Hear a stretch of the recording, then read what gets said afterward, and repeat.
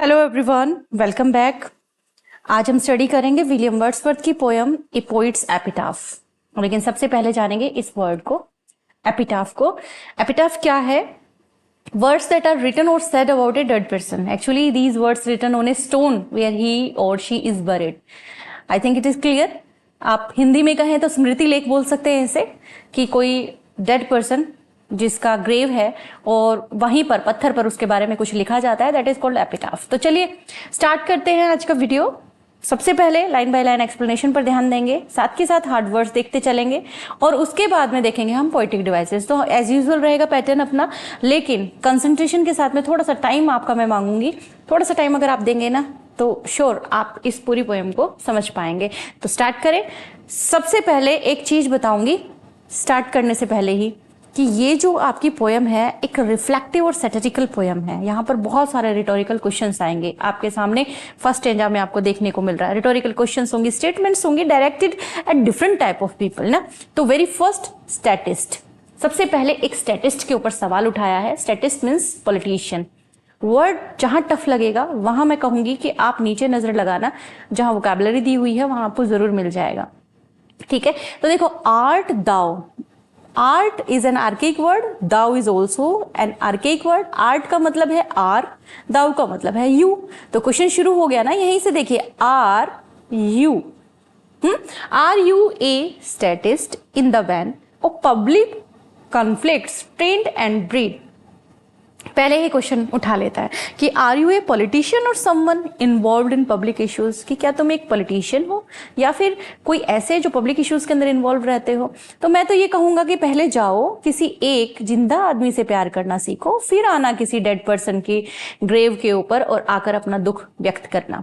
यहां सटायर किया है एक पॉलिटिशियन पर, एक ऐसे पॉलिटिशियन पर जो किसी की डेथ हो जाने पर सोरो अपना एक्सप्रेस करते हैं पब्लिक के सामने। तो वो ये कहते हैं कि वो मुझे चीज गलत लगती है। क्यों? क्योंकि जब वो जिंदा था जब तो आपने उसकी समस्याओं को सुना ही नहीं। अगर वो जिंदा था उस समय आप उसकी समस्याएं सुन लेते तो शायद हो सकता है कि वो इस समय जिंदा होता। मतलब कहने का मतलब यह है कि पॉलिटिशियन जो है ना वो अपने काम जो है बहुत अच्छे तरीके से नहीं कर रहे हैं, या ये कहिए कि विलियम वर्ड्सवर्थ की विश है कि वो पॉलिटिशियन से दूर रहे। पॉलिटिशियंस जो हैं वो अपने जो दिखाते हैं वैसे वो होते नहीं हैं। ठीक है, तो हम नहीं समझ पा रहे हैं इस चीज को कि पॉलिटिशियन के लिए उनका नजरिया क्या है, लेकिन हम उनके वर्ड्स को समझ पा रहे हैं। वो क्या कहना चाह रहे हैं कि जाकर दुनिया के सामने, पब्लिक के सामने आप अपना दुख व्यक्त करते हैं एक ऐसे इंसान के लिए जो मर चुका है, उससे बेटर है किसी जिंदा आदमी से जाकर प्यार करो, उसकी परेशानी को समझो, तो आप एक अच्छे इंसान, आप नेक इंसान हो। चलिए अपन चलते हैं पोएटिक डिवाइस पे। तो रिटोरिकल क्वेश्चन तो देखिए आएगा ही आएगा, हर एक स्टेंजा के अंदर आपने डालना है, क्योंकि आपके सामने होगा। एक अलग अलग इंसान की बात करेंगे, एक अलग अलग आप ये कहिए किसी स्टेटमेंट की बात होगी, डिफरेंट डिफरेंट टाइप के पीपल की बात होगी, और वो आप मेंशन करते चलेंगे कि रिटोरिकल क्वेश्चन यहाँ अराइज हो रहा है। तो किसके लिए अराइज हो रहा है? यहाँ जैसे स्टैटिस्ट है ऐसे ही आगे लॉयर होंगे, फिर डॉक्टर, मतलब अलग अलग आएंगे। ठीक है, इसके बाद देखो कंट्रास्ट है कि वर्ड्सवर्थ ने यहाँ कंट्रास्ट हमारे सामने प्रेजेंट किया है। The life of A statist involved in public conflict with the idea of genuinely loving and understanding a single living person. This sets up a critic of those who are consumed by public affairs without personal depth. कि वैसे आप लोगों की उलझनों के अंदर इतना ज्यादा घुस जाते हो, मतलब जहां पर भी लोग इकट्ठे होते हैं आप वहां पहुंच जाते हो अपना भाषण सुनाने के लिए, जबकि आप गहराई जानते ही नहीं हो, लोगों का वास्तव में सच्चा जो दर्द है, तकलीफ है, उसको आप जानते ही नहीं हो, और वैसे आप घुस जाते हो। तो यहाँ कंट्रास्ट है। आगे चलेंगे हम। सेकेंड स्टेंजा हमारा इंडिकेट कर रहा है कि यहाँ वर्ड्सवर्थ जो है एक लॉयर की बात कर रहे हैं कि a lawyer art the art also an archaic word, जैसा मैंने मेंशन किया था फर्स्ट स्टेंजा में भी, इसका मतलब है आर, द मींस यू। ठीक है, a lawyer are you, draw not nigh, go carry to some filter place. कि यहाँ वो कह रहा है कि if you are a lawyer stay away.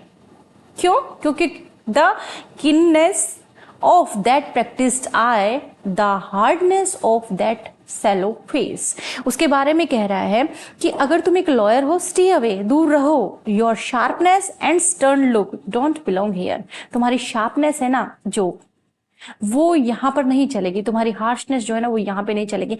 यानी यहाँ पर एक पोइट लेटा हुआ है, मरने के बाद में वो यहाँ बहुत शांति से लेटा हुआ है, वो अपने ग्रेव यार्ड की बात कर रहे हैं। वो यहाँ अपने एपिटाफ के अंदर ये चीज कहना चाह रहे हैं कि जब वो इस दुनिया में ना रहें और जब जहां उन्हें दफन किया जाए वहां पर एक पॉलिटिशियन जो है उसके आने का क्या मतलब है। जब वो जिंदा था, मैं जब ही मुझे नहीं पूछा, मेरे बारे में नहीं सोचा, तो वो क्यों आए। एक लॉयर को कहते हैं कि तुम्हारी भी कोई जरूरत नहीं है, क्योंकि तुम तो बहुत ज्यादा क्या हो, शार्प हो, बहुत हार्श हो, तुम्हारी तो प्रैक्टिस्ड आई है, यानी तुम तो हर मुद्दे को मुकदमे की तरह देखते हो, तुम्हारा अपना फायदा तुम देखते हो, तो यहाँ आने की जरूरत नहीं है, तुम वहां जाओ जो तुम्हारे लिए फिट प्लेस है, मीन्स किसी फिटर प्लेस के ऊपर जाओ।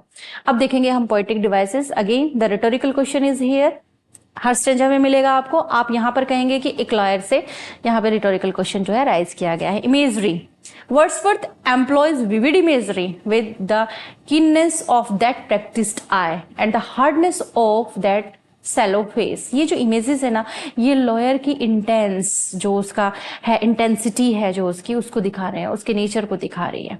ठीक है, चलिए मूव करते हैं नेक्स्ट स्टेंजा पे। सबसे पहले ये और देख लेते हैं, दो पोएटिक डिवाइस हैं, पर्सोनिफिकेशन एंड कंट्रास्ट। पर्सोनिफिकेशन क्या है कि lawyers practised eye and sallow face यहां पर्सोनिफाइड किए जा रहे हैं as trait that are out of place और unsuitable for the grave.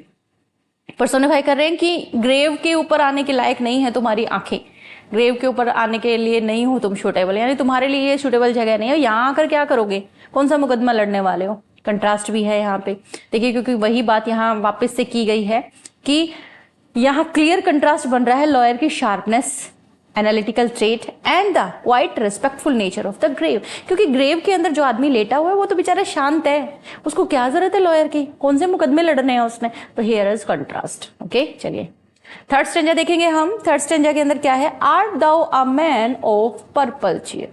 Purple cheer की बात हो रही है। पर्पल चेयर का मतलब था हाई रैंकिंग पर्सन, यानी जो ये कहिए कि सिल्वर स्पून लेके पैदा हुआ, गोल्डन स्पून भी आप कह सकते हैं, कि बहुत हाई एरिस्टोक्रेटिक फैमिली से बिलोंग करता है। A rosy man, right, plump to see, plump to see यानी जो चबी सा दिखता है, थोड़ा मतलब हेल्दी सा दिखता है, थोड़ा दिखने में जो है अच्छा खासा दिख रहा है, खाते पीते घर का, एक तरह से ही समझ लीजिए आप। Approach your doctor not too near this grave, no question for is for the.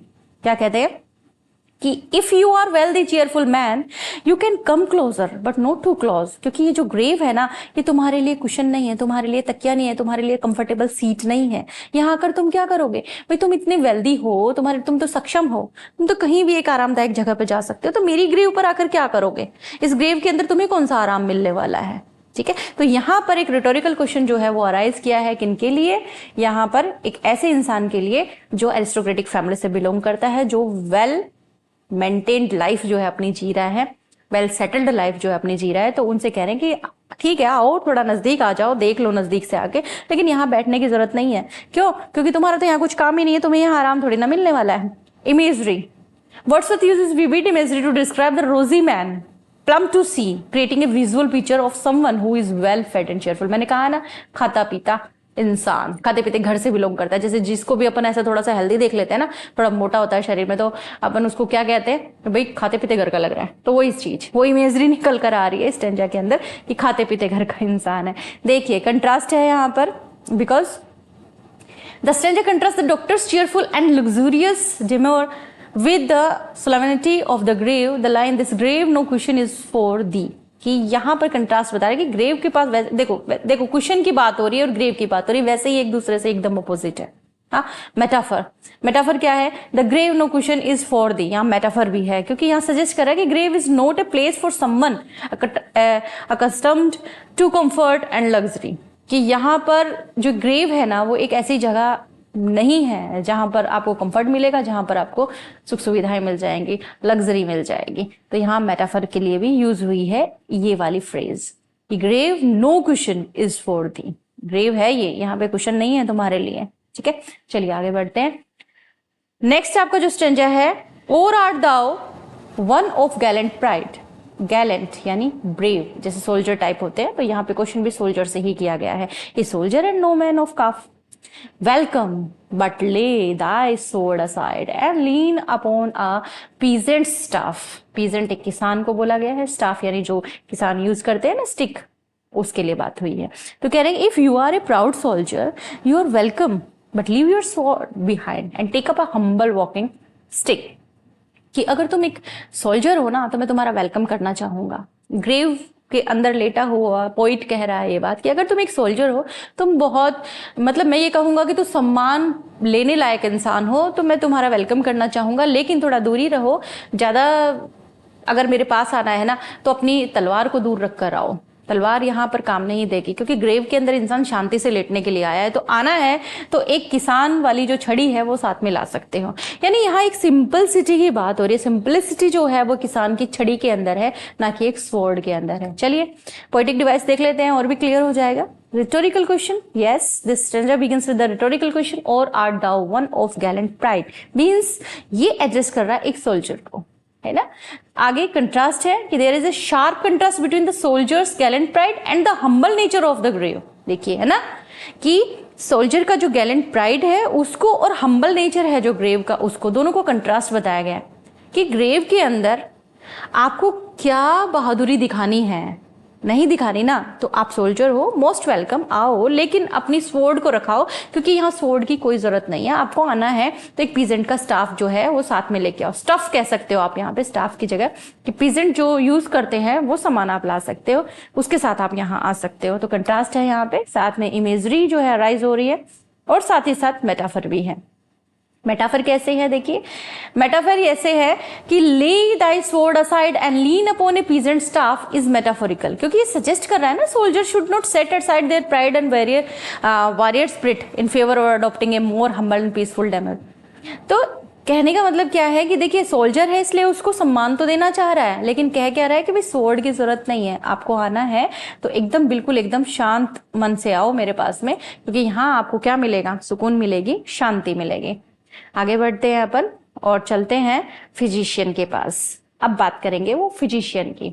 Physician art thou, कि if you are a doctor, one all eyes, philosopher, a fingering slave. If you are a doctor और philosopher दोनों को ले लिया एक साथ, physician and philosopher. If you are a doctor और philosopher who is too analytical, कैसे हो तुम, एनालिटिकल हो या fingering slave. One that would peep and botanize upon his mother's grave। सोचिए अगर कोई फिलोसोफर है, हर चीज के अंदर फिलोसफी झाड़ता रहता है ना, कि किसी भी चीज के अंदर कुछ भी गहराई ढूंढ लेता है, कि तुम तो ऐसे हो कि अपनी माँ की जो ग्रेव है ना उसके अंदर भी मतलब ताक झांक कर सकते हो, यानी सीक्रेटली देख सकते हो।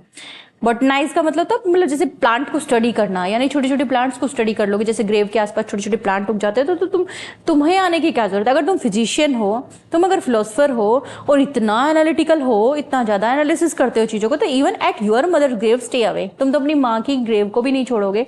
माँ की ग्रेव के ऊपर भी अगर जाओगे ना तो वहां पर भी बारीकियां ढूंढने की कोशिश करोगे, अरे ये छोटा सा पौधा उग रहा है, किस चीज का हो सकता है ना, इस टाइप से, समझ गए आप। यानी बहुत ज्यादा सोचने वाले अगर तुम हो तो तुम दूर ही रहो, तुम्हें आने की जरूरत नहीं है।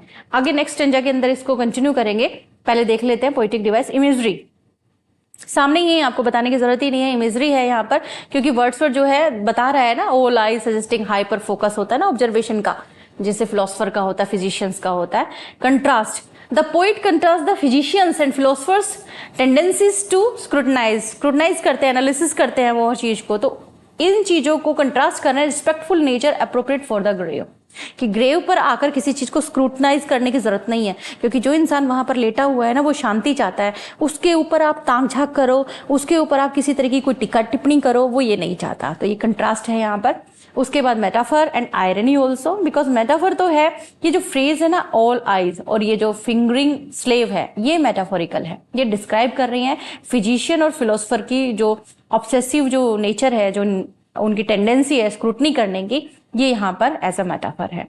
अब आयरनी क्या है, ये जो फाइनल लाइन है ना, one that would peep and botanize upon his mother's grave, use irony to highlight the inappropriate nature of a physician and philosopher. क्योंकि बिहेव जो है ना वैसा ही हो जाता है, इंसान जैसा काम करता है वो हैबिट में आ जाती है चीजें। तो यहाँ देखो एक तरह से विडंबना भी है, बात करी है मदर की ग्रेव की, इंसान दुख में होता है ना, उसकी माँ मरती है तो, लेकिन नेचर तो है ना वो एक ऐसी चीज है कि नेचर इंसान का नहीं बदलता। अगर वो फिलोसफर है तो वो ये नहीं देखेगा कि वो अपनी मदर की ग्रेव पर आया, वो वहां पर भी अपनी फिलॉसफी जो है वो आपको समझाने की कोशिश करने लगेगा। चलिए आगे बढ़ते हैं और यहां पर बात होगी wrapped closely in thy sensual fleece, oh turn aside and take a prey that he below may rest in peace, thy ever dwindling soul away। अब यहां आपने देखा होगा कि यहाँ किसी तरह का कोई क्वेश्चन अराइज नहीं हुआ, यहाँ नहीं दिखा, यहाँ नहीं दिखा, यहाँ नहीं दिखा, यहाँ नहीं दिखा। इट मीन्स कंटिन्यू है, उन्हीं के बारे में बात हो रही है। किन के बारे में? वो डॉक्टर और जो फिलोसोफर है उन्हीं के बारे में बात हो रही है। क्या? रैप्ड क्लोजली, मैंने please turn away so the poet can rest in peace without your presence, कि बिल्कुल एकदम चले जाओ। रैप्ड सेंसुअल फ्लीज यानी मेटलिस्टिक डिजायर जो है ना यहाँ पर नहीं चलती, मेरे को अब किसी तरह की कुछ भी सोच नहीं चाहिए। टर्न असाइड यानी थोड़ा अलग चले जाओ। एवर ड्विंडलिंग सोल का मतलब था श्रिंकिंग स्पिरिट। यहाँ पर कोई आत्मा जो है ना वो बिल्कुल शांति चाहती है, बिल्कुल शांति में लेटना चाहती है हमेशा के लिए। तो प्लीज दूर रहो मुझसे, मुझे किसी फिलोसफर की, मुझे किसी फिजिशियन की जरूरत नहीं है। अब हम बात करते हैं इसकी भी पोएटिक डिवाइसेस की। इमेजरी यहाँ पर आई है, wrapped closely in thy sensual fleece। यहाँ इमेजरी है डिस्क्राइब करने के लिए individual who are enveloped in their own sensual pleasure और मेटलिस्टिक डिजायर, कि मैं तो खुद ही अपने अंदर बहुत खुश हूँ। ठीक है, तो यहाँ इमेजेस है, बता रहे हैं जो अर्थली, जो प्लेजर देने वाली जो चीजें होती है उनके बारे में बात हो रही है। मेटाफर है यहाँ पे एवर ड्विंडलिंग सोल, मेटाफर है क्योंकि for the individual's preoccupation with transient and fleeting pleasure. Transient और फ्लीटिंग, जीते जी जो खुशी मिलती है ना वो थोड़ी देर की होती है, जीते जी जो दुख मिलता है वो थोड़ी देर का होता है, लेकिन मरने के बाद में जो सुकून मिलता है वो बहुत लंबा चलता है। मरने के बाद में अगर कोई तकलीफ अगर बॉडी को मिल रही है तो बहुत लंबे टाइम तक रहती है। इसका मतलब यहाँ पर मेटाफर यूज हुआ है। उसके बाद में आ जाता है कंट्रास्ट। कैसे? Contrast between the sensual fleece and the peaceful nature of the grave highlight the inappropriateness, है ना, दोनों आपस में बिल्कुल इनएप्रोप्रिएट है। आगे देखिए, ए मोरलिस्ट। अब यहां पर बात हो रही है मोरलिस्ट की। A moralist perchance appears led heaven knows how to this poor soul and he has neither eye nor ear himself his world and his own god. एक मोरलिस्ट की तरह काम करते हो कि तुम एक मोरलिस्ट की तरह, if you are a moralist who is self absorbed and disconnected from other, तो तुम दूर रहो। कि तुम एक अगर मोरलिस्ट हो, नैतिकता की बातें करते हो ना, तो तुम्हें यहाँ पे होने की जरूरत है ही नहीं, क्योंकि तुम सिर्फ अपने बारे में सोचते हो, तुम्हारा अपना ओपिनियन है, तुम दूसरों से तो बिल्कुल ही डिस्कनेक्टेड हो, तो तुम्हें दूर रहना चाहिए। ही has neither eyes NOR years, यानी दूसरों को तो देखते ही नहीं हो, दूसरों की सुनते ही नहीं हो, तुम सिर्फ अपना, तुम्हारी दुनिया है, अपनी तुम्हारी सोच है, तो तुम्हारा अपना ही भगवान होगा। तो इसलिए तुम सेल्फ सफिशिएंट हो, तुम्हें मेरी ग्रेव पे आने की जरूरत नहीं है। पोएटिक क्वेश्चन, पोएटिक डिवाइसेस में रिटोरिकल क्वेश्चन है, इमेजरी है, नेक्स्ट के अंदर है कंट्रास्ट एंड आयरनी। कंट्रास्ट मैं आपको बताती हूँ, इस स्टैंजा के अंदर कंट्रास्ट है, मोरलिस्ट जो होते हैं वो इनवर्ड लुकिंग नेचर के होते हैं, और ग्रेव के बारे में कह रहे हैं कि ग्रेव क्या चाहती है? रिस्पेक्ट चाहती है, रिफ्लेक्शन चाहती है। तो यहाँ पर ये इंसान सिर्फ अपने बारे में, अपने बारे में नहीं, ये इंसान सिर्फ अपनी सोच रखता है, तो ये अपने हिसाब से ही ओपिनियन बनाएगा। और ग्रेव के अंदर जो लेटा है वो इंसान रिस्पेक्ट चाहता है, तो रिस्पेक्ट वो कब देगा? जब भाई दूसरे के बारे में सोचेगा जब भी तो रिस्पेक्ट देगा, अपनी खुद की उसकी सोच है। तो यहाँ पे कंट्रास्ट आ गया।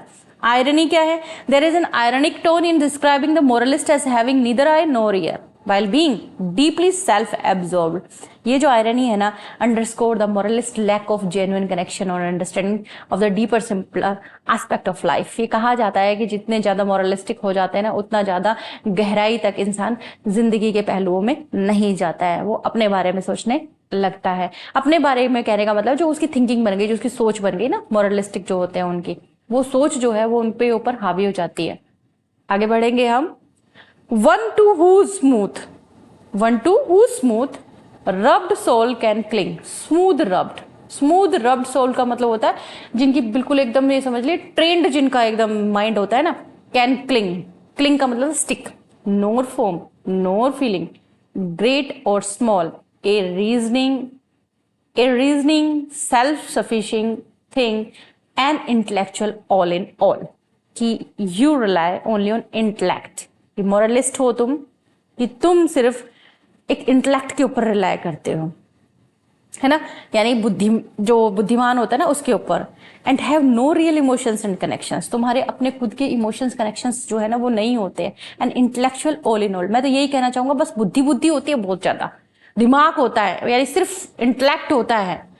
पूरी बातों की एक ही बात है कि तुम फीलिंग्स को नहीं समझोगे, कौन छोटा है कौन बड़ा है, इन चीजों को नहीं समझोगे। तो मैं इसलिए कह रहा हूँ कि तुम थोड़ा सा दूर रहो, तुम मुझे नहीं समझ पाओगे बहुत अच्छे से। तो यहाँ भी इमेजरी जो है वो निकल कर आई है, कंट्रास्ट है साथ के साथ। देखिए बच्चे, अगर आपको ना कोई भी पोएटिक डिवाइस के अंदर किसी तरह की कोई प्रॉब्लम होती है, कमेंट करके मुझे जरूर पूछ लीजिएगा। मैं थोड़ा सा ना क्या है, ये चीजें अपन बहुत बार डिस्कस कर चुके हैं, तो थोड़ा मैं ये सोचती हूँ कि भाई आपका टाइम भी थोड़ा सा बचे, इसलिए थोड़ा सा रनिंग में ही रहता है अपना पोएटिक डिवाइस ना, क्योंकि ये imagery, contrast, metaphor, personification, alliteration, enjambment, ये आयरनी वगैरह, ये सब बहुत बार नंबर्स ऑफ टाइम डिस्कस हो चुका है। तो बोलते ही अगर आप लाइन को अच्छे से समझ रहे हैं तो आपको समझ में आ ही रहा है। साथ में मेटाफर भी है, आयरनी भी है। मेटाफर कहाँ है? ये जो फ्रेज है ना, an intellectual all in all, ये है मेटाफर। किन के लिए? मोरलिस्ट के लिए। कंप्लीट इमर्जन इन इंटेलेक्चुअल परस्यूट्स, कि ये तो सिर्फ बुद्धि की ही बातें करेंगे, है ना। मतलब जैसे मॉरल लेसन्स देते हैं जो, वो बुद्धि की बातें करेंगे। अब जैसे मैं किसी को इंडिकेट नहीं करना चाहूंगी डायरेक्टली, बट आप बहुत बार सुनते होंगे एज अ स्टूडेंट, जब आप थक जाते हैं पढ़ने से तो कई बार आप चलाते हैं मोबाइल और उसके ऊपर शॉर्ट्स वगैरह देखते हैं। इंस्पायर करने वाले बहुत सारे मोटिवेशनल जो है थॉट्स आती हैं, सोच आती हैं। अब आप एक बात बताइए, जो आप सुन रहे होते हैं, सच बताना, क्या आपको खुद को नहीं पता होती है वो बातें?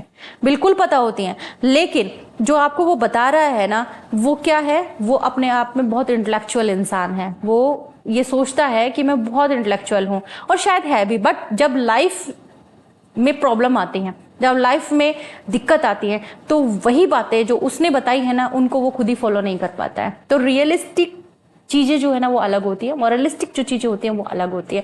तो मैं यही कहना चाहूंगी बार बार आपसे कि यहाँ पर ये जो स्टेंजा है, ये स्टेंजा आपको इस चीज का एक क्लियर विजन देता है कि ऑल इन ऑल जो मॉरलिस्टिक होते हैं वो इंटेलेक्चुअल होते हैं, इंटेलेक्ट की ही बातें करते हैं। यहाँ हमारे जो पोइट है वो ये कह रहे हैं कि मेरी क्या जरूरत है, मतलब मुझे क्या जरूरत है इन सब चीजों की, तुम दूर ही रहो, क्योंकि तुम फीलिंग्स को नहीं समझोगे, तुम बड़े और छोटे को नहीं समझोगे। आगे बढ़ेंगे हम। देखिए, शट क्लोज द डोर, सीधा कह दिया, shut close the door, press down the latch, sleep in the intellectual crust. कि क्या कह रहा है कि stay in your intellectual world, दूर रहो, अपने इंटेलेक्चुअल वर्ल्ड के अंदर रहो। इंटेलेक्चुअल क्रस्ट का मतलब होता है मेंटल बैरियर, कि तुम्हारी जो दिमाग की सीमाएं है ना वहीं तक ना हो। No lose 10 tickings of thy watch near this unprofitable dust. Unprofitable यानी वर्थलेस बॉडी, कि मेरी बॉडी तो अब वर्थलेस हो गई ना, आपके लिए तो प्रॉफिट का कुछ काम ही नहीं रहा, मेरी बॉडी से आप क्या ही कर लोगे। तो stay in your intellectual world and don't waste time near the poet's grave. मेरी ग्रेव के पास या पोइट की ग्रेव के पास जाने का आपका कोई फायदा नहीं, आपका टाइम भी वेस्ट हो गया। तो इसलिए आप मत करो। 10 टिकिंग का मतलब होता है पासिंग मोमेंट, जो आपका जो समय निकल रहा है ना उस समय को बर्बाद मत करो। आपकी घड़ी देखो और जाओ, और किसी अच्छी जगह पे जाओ जहां आपको प्रॉफिट हो, कुछ कहना सुनना बताना हो तो वहां बताओ। मैं तो एक तरह से अनप्रॉफिटेबल डस्ट हूं, यानी मेरी कोई वर्थ नहीं है, अब मेरी बॉडी जो है वो डस्ट बन चुकी है। हम चलते हैं पोएटिक डिवाइस पे। सेम वही पोएटिक डिवाइसेस आएंगे, आप खुद देखिए। इमेजरी है, मेटाफर है, नहीं समझ में आता है तो जरूर पूछ लीजिएगा। आयरनी है, कंट्रास्ट है, ठीक है। आगे बढ़ते हैं। बट हु इज ही, अब बात आएगी, who is he with modest look, लेकिन कौन है वो जिसका मोडेस्ट लुक है? And clad in homely rust brown. Rust brown, देखिए यहाँ क्या कहना चाहता है वो, आप ये चीज समझिए। होमली रस्ट ब्राउन का मतलब होता है बिल्कुल सिंपल ब्राउन अटायर में, यानी बिल्कुल एकदम घर के से कपड़े पहने हुए, एकदम हम्बल अपीयरेंस है जिसकी, बहुत एकदम ये समझिए कि एकदम साफ पाक पवित्र सिंपल सा इंसान, जिसने क्लैड का मतलब ड्रेसअप हुआ है, जो बिल्कुल एकदम घर के कपड़ों में। ही मरमर्स नियर द रनिंग ब्रुक, जो कि झरने के पास में आया है और कुछ मरमर कर रहा है, कुछ बड़बड़ा रहा है। Music sweeter than their own, जिसका अपना खुद का ही म्यूजिक है। कि यहाँ पर एक है ना, मैं तो ये चाहूंगा, जितने लोगों का उसने नाम लिया उनको तो मना कर दिया कि भाई ग्रेव पे आने की जरूरत नहीं है। मैं चाहूंगा कि यहाँ वो आए जो क्या हो, मोडेस्ट लुक में हो, एकदम हम्बल हो। Here comes a humble man dressed simply who finds Joy and music in nature.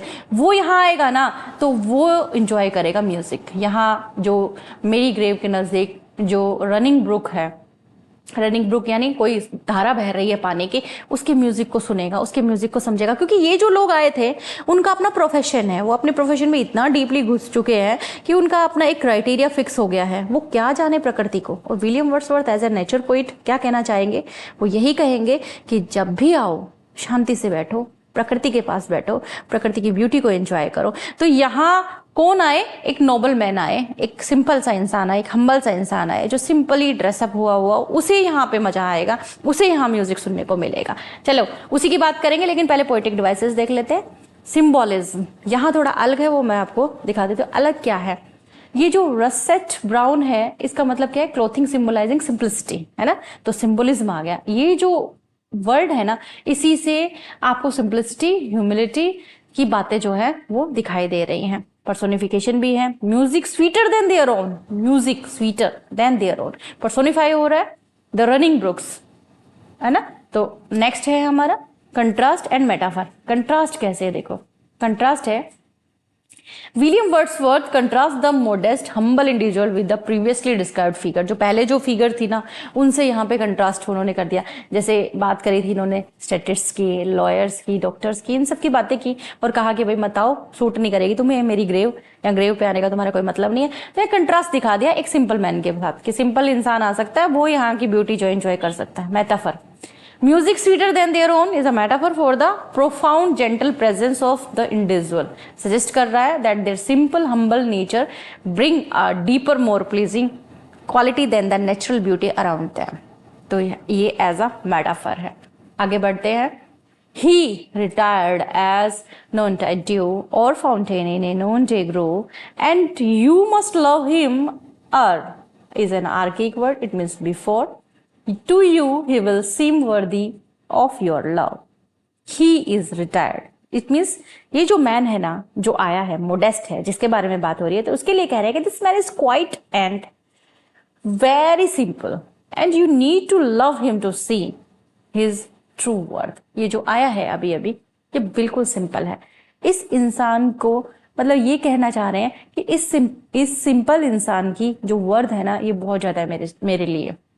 ये यहाँ पर इस शेडी प्लेस में आया है, नून डे ग्रो यानी शेडी प्लेस पे आया है। ये यहाँ पर जो ग्रेव है उस पे आया है इस मिड डे के अंदर। तो ये मानिए कि ये यहाँ नेचर के क्लोज आया है। He will seam worthy of your love, यानी ये आपके प्यार में आया है यहाँ पे। ये यहाँ कुछ स्क्रूटनी करने नहीं आया, ये एक मोरलिस्ट नहीं है जो यहाँ भाषण देने आया है, या ये कोई फिलोसोफर नहीं है जो यहाँ फिलोसफी करने आया है। ये एक सिंपल इंसान है। ये शायद तुमसे प्यार करता है, शायद इसलिए तुम्हारे सामने खड़ा है, तुम्हारी ग्रेव के सामने खड़ा है। बिल्कुल सिंपल इंसान है, इसलिए ये तुम्हारी ग्रेव पे आया है। यानी एक सिंपल इंसान जो होता है ना, जिसका किसी तरीके का कोई मतलब नहीं होता, किसी तरीके का कोई स्वार्थ नहीं होता, वो अपना प्यार जो है वो एकदम ट्रू प्रेजेंट कर पाता है। पोएटिक डिवाइस देखिए, सिमली है यहाँ पे। सिमली क्योंकि रिटायर्ड एज नून टाइड ड्यू, कि नून टाइड ड्यू जो होती है ना, उनको रिटायर्ड कहा है यहाँ पे। Fountain in a noon day grow, यहाँ पे कंपेयर किया जा रहा है individuals quite nature of these natural element, कि जिस तरीके से एकदम थोड़ा सी दोपहरी सी जो होती है ना, धूप का सा जो टाइम रहता है, नून टाइड, उस टाइम पे जो नेचुरल एलिमेंट्स है, जैसे पानी बह रहा है और उसकी बूंदें गिर रही हैं, जो उस समय में थोड़े से कम पड़ जाते हैं, शांत हो जाते हैं, उनका कंपेरिजन किया है इंडिविजुअल क्वाइट नेचर के साथ में। Imagery, the imagery of noon tide dew and a fountain in a noon day grove. ये देखिए एक इमेज जो है आपके सामने क्रिएट कर देते हैं। उसी तरीके से यहाँ कंट्रास्ट भी आया है और आयरनी भी है, तो इस पर आपको नजर जरूर डालनी है कि कंट्रास्ट कैसे है, आयरनी कैसे है। अगर फिर भी आपको नहीं समझ में आ रहा है ना, तो आप मुझे कमेंट जरूर करना कि मैम यहाँ से इस कंट्रास्ट को आपको ऐसे समझाना है, आयरनी को हमें बताना है। कमेंट जरूर किया कीजिए, इसी से कनेक्टिविटी समझ में आती है ना कि आप कनेक्ट हैं मुझसे, पढ़ रहे हैं, समझ रहे हैं। The outward shows of sky and earth, of hill and valley, he has viewed, and impulses of deeper birth have come to him in solitude. He has deeply observed nature. यहाँ वो आया है ना, वो हमारे लिए आया है, यानी मैं ग्रेव में लेटा हूँ, वो मेरे लिए आया है। वो यहाँ पे स्काई के लिए आया है, अर्थ के लिए आया है, इन पहाड़ों के लिए, इन घाटियों के लिए, ये सारे व्यू देखने के लिए आया है वो। हाँ, इसका मतलब क्या है, यहाँ पर उसको क्या होगा, he gain profound insights from being alone. यहाँ वो अकेला होकर भी बहुत ज्यादा गहराई में जाएगा, यानी नेचर के बिल्कुल क्लोज आ गया है, तो नेचर की ब्यूटी को एंजॉय कर पाएगा। देखो इमेजरी आई हमारे सामने, क्योंकि बातें देखो, हिल वैली व्यू देखो कितने प्यारे प्यारे आए हैं ना, तो इमेजरी हमारे सामने आई है। इसको आप डिफाइन कर सकते हैं। कंट्रास्ट है, contrast between the outward show, बाहर जो दिखाई दे रहा है ना, उसका अंदर से आपके इंडिविजुअल के एक्सपीरियंस से जो है ना कंपेयर किया जा रहा है, तो ये कंट्रास्ट है। सिंबोलिज्म है, क्योंकि देखो सिंबोलिज्म किस चीज का है, ये जो नेचुरल एलिमेंट है स्काई, अर्थ, हिल और वैली सिंबलाइज कर रहे हैं एक्सटर्नल ऑब्जर्वेबल वर्ल्ड को, while impulses of deeper birth represent the internal spiritual और इमोशनल इंसाइट, कि यहाँ जो इंसान आया है ना अपनी आत्मा को यहाँ पर एकदम एकदम शांति देने के लिए आया है। और ये जो चीज़ें हैं ना, ये किस चीज़ का सिंबल है, स्काई, अर्थ, हिल, वैली, यहाँ पर जाके इंसान को हमेशा सुकून ही मिलता है। मेटाफर है यहाँ पर, कैसे देखिए, the impulses of deeper birth are metaphor for the profound insight and feeling that the individual has gained through solitary reflection। जब अकेला होता है इंसान और नेचर के बहुत क्लोज होता है तो उसको क्या मिलता है, एकदम शांति मिलती है, वो सुकून मिलता है जो एक डेड बॉडी को अपनी ग्रेव में लेट कर मिलता है ना, एकदम शांत, बिल्कुल सारी चीजों को भूल जाने का मन करता है, एकदम सुकून सा मिलता है। चलिए आगे बढ़ते हैं अपन। In common things that round us lie, some random truths he can impart, the harvest of a quiet eye that broods and sleeps on his own heart। कि यहाँ वो क्या कहना चाहता है कि he can share simple yet profound truth from everyday life, कि बिल्कुल सिंपल बातें करेगा, कुछ रैंडम सी बातें करेगा लेकिन सच बताएगा, वो एवरीडे लाइफ से ही बताएगा। The harvest of a quiet eye, कि जो भी उसने देखा होगा ना अपनी पीसफुल ऑब्जर्वेशन से, वही सारी बातें आपसे करेगा। That breeds and स्लीप्स on his own heart, वही चीजें कहेगा जो उसके खुद के दिमाग में आई हो, है ना, जो उसके खुद के दिल में उपजी हो। यानी मैं यही कहना चाहूंगा कि he can share simple yet profound truth from everyday life thanks to his reflective nature। उसने जो कुछ यहाँ ऑब्जर्व करा उस चीज के लिए मैं उसको थैंक करना चाहता हूँ कि वो सोच रहा है, इतना गहरा सोच रहा है। और मैं मतलब कहने का मतलब विलियम वर्ड्सवर्थ की बात मैं यहाँ कर रही हूँ। William Wordsworth as a nature poet, अगर वो नेचर को कोई भी यहाँ पर अप्रिशिएट करने वाला मुझे मिल जाता है, दिख जाता है, तो मैं तो उसे यही कहूंगा कि वो बहुत लकी है और मैं उसे थैंक करना चाहूंगा। पोइटिक डिवाइस है metaphor and personification. Next contrast and symbolism. Okay, metaphor कैसे है पहले उस पर नजर डाल लीजिए। मेटाफर है हार्वेस्ट ऑफ ए क्वाइट आई, ये मेटाफर है for the insights and understanding gain from observing the world with काम एंड कंटेम्पलेशन। बिल्कुल शांत खड़े हो आप और नेचर के अंदर हल्की सी भी हलचल हो रही है, आप उसको इंटरप्रेट कर पा रहे हो, है ना। तो ये क्या है, ये आपकी इंसाइट है। This is metaphor, in line के अंदर मेटाफर आ गया है। पर्सोनिफिकेशन क्वाइट आई, क्वाइट आई, है ना, ये पर्सोनिफिकेशन है। And notion that it brood and स्लीप्स on his own heart, personify हो रहा है ना, इंडिविजुअल की एबिलिटी दिखाई जा रही है to reflect and ponder. This personification suggest that the introspective nature actively cultivates understanding, जो हमारी अंडरस्टैंडिंग है उसको और भी ज्यादा बढ़ाती है। कंट्रास्ट क्या है देखिए, कंट्रास्ट है Wordsworth contrast the simplicity of common things with the profound random truth that the individual can impart. कि बहुत ऐसा जरूरी नहीं है कि किसी को फिलोसफर होना ही जरूरी है, कोई सिंपल इंसान भी है ना, प्रकृति के बिल्कुल क्लोज जाके बहुत गहराई तक समझ सकता है चीजों को। सिंबोलिज्म है the quite I symbolizes a contemplative and serene approach of life, while the harvest represent the insights and truth that emerge from such a reflective state। जब अपन बिल्कुल सुकून में शांति में बैठे होते हैं और नेचर के बिल्कुल क्लोज होते हैं, क्योंकि वर्ड्सवर्थ कहते हैं कि मुझे तो आइडिया है ना राइटिंग के, वो ही नेचर से मिलता था। नेचर को एज अ मदर वो एक मानते हैं कि वो मेरे लिए तो बिल्कुल एकदम माँ है, कि मुझे अच्छे अच्छे आइडियाज देती है, मुझे नरिश करती है। तो आगे बढ़ते हैं अपन, देखिए but he is week, but he is week, कि उसके अंदर बहुत बुद्धि है। नॉर्मल इंसान है जो, उसके अंदर बहुत बुद्धि है, नेचर के बहुत क्लोज जाके वो सब कुछ समझ जाता है। But he is weak both man and boy, hath been an idler in the land, contented if he might enjoy the thing which other understand। कि despite his wisdom he is seen as weak and idle, happy with simple pleasure। क्योंकि बिल्कुल एकदम ऐसे लगता है कि वो बिल्कुल संतुष्ट है। if he might enjoy, अगर वो इन सारी चीजों को enjoy कर लेता है ना, तो ऐसे संतुष्ट नजर आता है। बहुत बुद्धिमान है लेकिन फिर भी कई बार वीक दिखता है, आइडियल दिखता है, लेकिन फिर भी ना इन सिंपल प्लेजर से भी वो काफी अच्छा एंजॉय कर लेता है। The thing which other understand, मतलब जिसको बाकी के लोग तो ये सोचते हैं कि भाई क्या है, बिल्कुल एकदम इसको तो कुछ नहीं आता है, ये तो बिल्कुल कमजोर है, कुछ नहीं, लेकिन फिर भी उसके अंदर भी वो क्या है, सुकून ढूंढ लेता है, सेटिस्फाई अपने आप को फील करने लगता है। Here is contrast, there is a contrast between the individual contentment with enjoying simple thing and conventional understanding और अकम्प्लिशमेंट ऑफ अदर। कि बाकी लोग समझ भी नहीं पाते जिन चीजों को समझ जाता है सिंपलिसिटी से भी। Irony, the irony lies in the portrait of individual idleness and apparent, कि कोई अकेला बैठा है, आइडल बैठा है बिल्कुल, तो उसको यही समझते हैं कि भाई इसको कुछ नहीं आता जाता होगा, ऐसे ही बैठा है, टाइम पास कर रहा है। लेकिन शायद हो सकता है कि वो बहुत डीप थिंकिंग कर ले, बहुत बड़ा नाम वाला इंसान ना हो, बहुत शांति से कोई सुकून से बैठा है, चुपचाप अगर कोई बैठा है तो ये जरूरी नहीं है कि उसको कुछ आता जाता नहीं है इसलिए वो शांति से बैठा है। हो सकता है वो किसी चीज को अंदर ही अंदर समझ रहा हो, पहचानने की कोशिश कर रहा हो।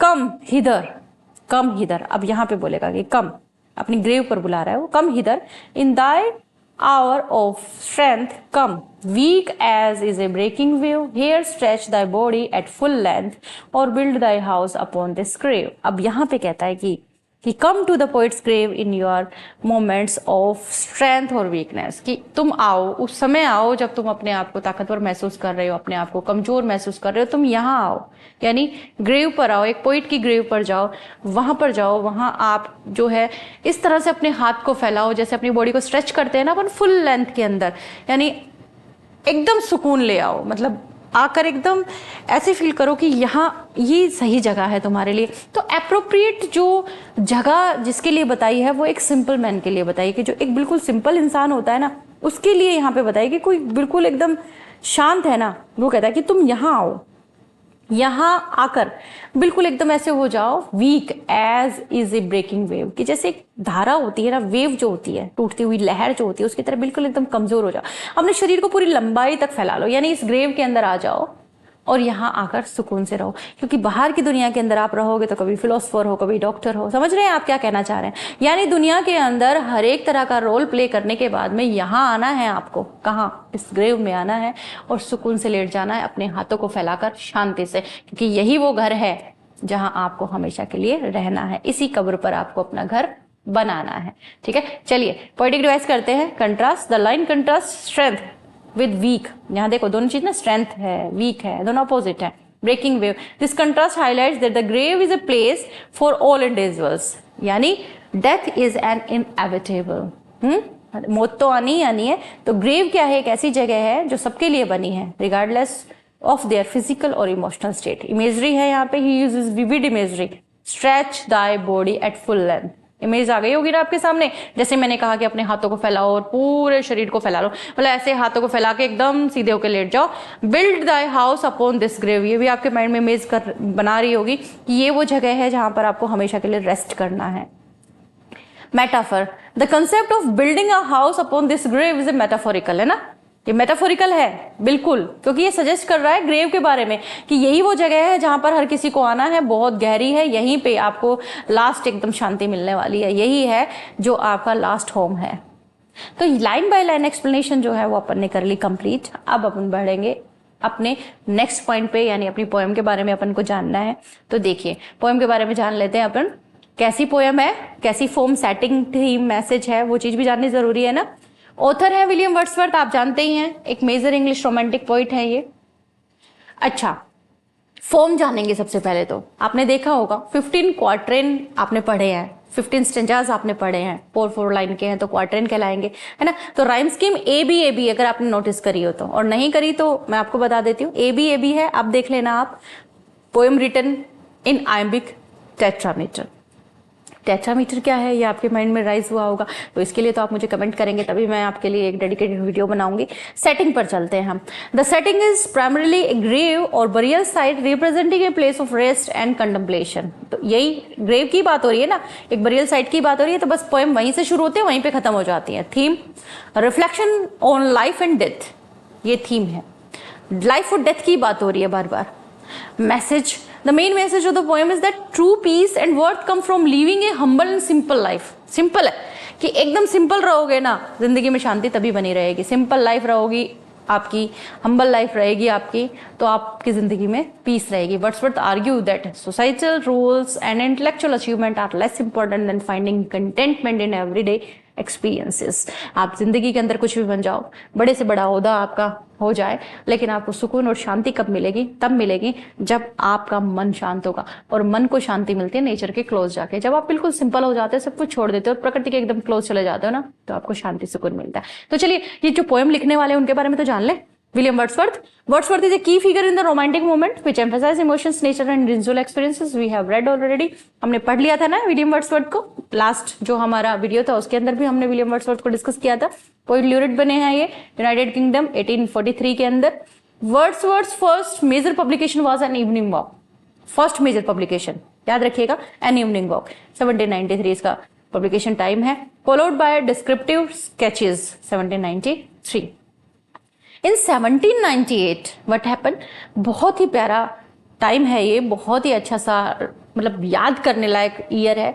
इसके अंदर Wordsworth and S T Coleridge के कोलैबोरेशन से लिरिकल बैलेट्स लिखी गई थी और मैंने बार बार बताया है, याद रख लेना, यही है शुरुआत रोमांटिक मोमेंट की इंग्लिश लिटरेचर में। कुछ इंपॉर्टेंट वर्क्स भी मैंने यहाँ मेंशन करे हैं, इन पर भी आपको नजर डालनी है। अब बात कर लेते हैं लाइफ स्पैन की। Life span 1772 1850। चलिए अब जितना कुछ अपन ने पढ़ा उसे समराइज कर ले।